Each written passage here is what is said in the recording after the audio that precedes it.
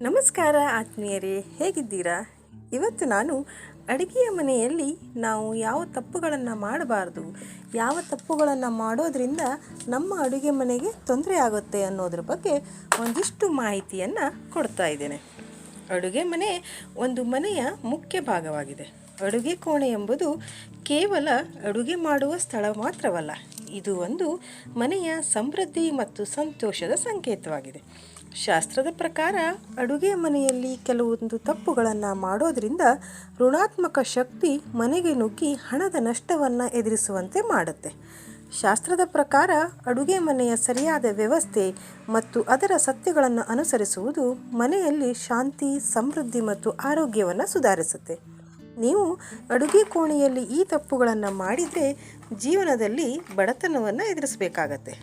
ಅಡುಗೆ ಮನೆಯಲ್ಲಿ ನಾವು ಯಾವ ತಪ್ಪುಗಳನ್ನು ಮಾಡಬಾರ್ದು ಎಂಬುದನ್ನು ಈಗ ತಿಳ್ಕೊಳ್ಳೋಣ. ಮೊದಲನೇದಾಗಿ, ಅಡುಗೆ ಮಾಡುವಾಗ ನಿಮ್ಮ ಆಲೋಚನೆ. ಅಡುಗೆ ಮನೆಯಲ್ಲಿ ಯಾವಾಗಲೂ ಸಕಾರಾತ್ಮಕ ಆಲೋಚನೆಗಳನ್ನು ಇಟ್ಕೊಳ್ಬೇಕು. ನಕಾರಾತ್ಮಕ ಆಲೋಚನೆಗಳು ನಕಾರಾತ್ಮಕ ಶಕ್ತಿಯ ಪ್ರವೇಶಕ್ಕೆ ಕಾರಣವಾಗಬಹುದು. ಅಡುಗೆ ಮನೆಯಲ್ಲಿ ದೇವಾನುದೇವತೆಗಳ ಚಿತ್ರಗಳನ್ನು ಇಡಬಾರ್ದು. ಹೀಗೆ ಮಾಡುವುದರಿಂದ ದೇವಾನುದೇವತೆಗಳಿಗೆ ಅಪಮಾನ ಮಾಡಿದಂತಾಗತ್ತೆ.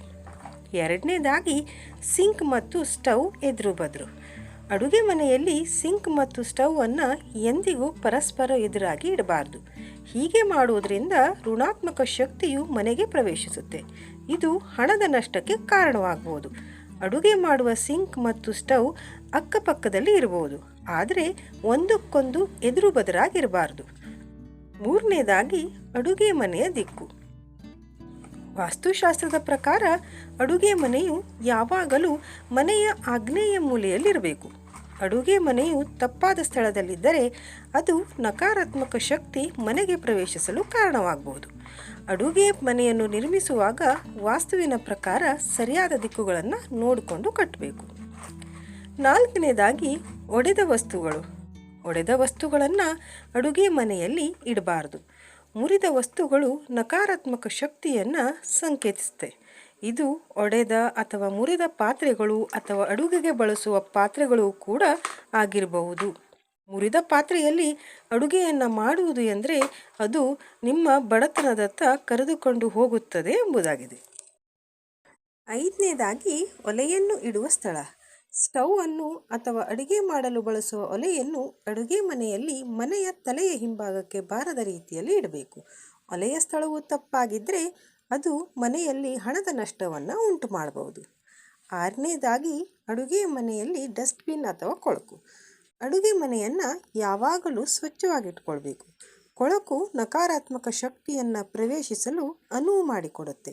ಸಿಂಕ್ ಅಥವಾ ಅಡುಗೆ ಒಲೆಯ ಅಕ್ಕಪಕ್ಕದಲ್ಲಿ ಡಸ್ಟ್ಬಿನ್ನನ್ನು ಇಟ್ಕೋಬೇಡಿ. ಡಸ್ಟ್ಬಿನ್ ಯಾವಾಗಲೂ ಕೆಳಗೆ ನೆಲದ ಮೇಲೆ ಇಟ್ಕೋಬೇಕು. ಡಸ್ಟ್ಬಿನ್ ಇರುವ ಸ್ಥಳವು ತಪ್ಪಾಗಿದ್ದರೆ ಅದು ಮನೆಯಲ್ಲಿ ಹಣದ ನಷ್ಟವನ್ನು ಉಂಟು ಮಾಡಬಹುದು. ಈ ಮೇಲಿನ ಎಲ್ಲ ವಿಷಯಗಳು ಮನೆಯಲ್ಲಿ ನಕಾರಾತ್ಮಕ ಶಕ್ತಿಯನ್ನು ತಂದುಕೊಡುತ್ತೆ. ಹಾಗಾಗಿ ಇದರಿಂದನೇ ಬಡತನ ಬರುವ ಸಾಧ್ಯತೆ ಹೆಚ್ಚಾಗಿರುತ್ತೆ. ಧನ್ಯವಾದಗಳು.